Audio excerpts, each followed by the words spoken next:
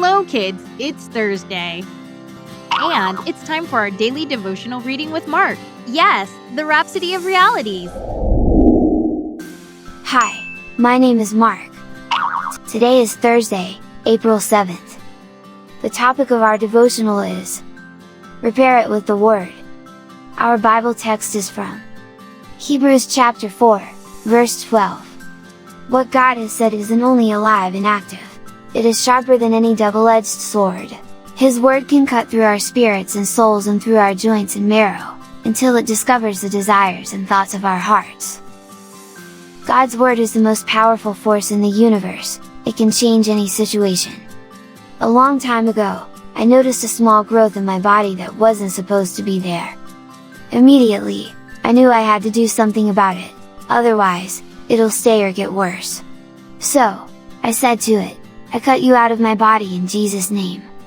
It didn't go at once, but I knew that God's word was more real than the growth. So, I kept on talking to it. One morning, as I was in the bathroom, it just fell off.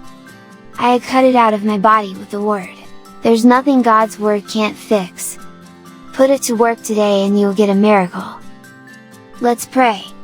Dear Lord, I thank you for your living word, which is full of power.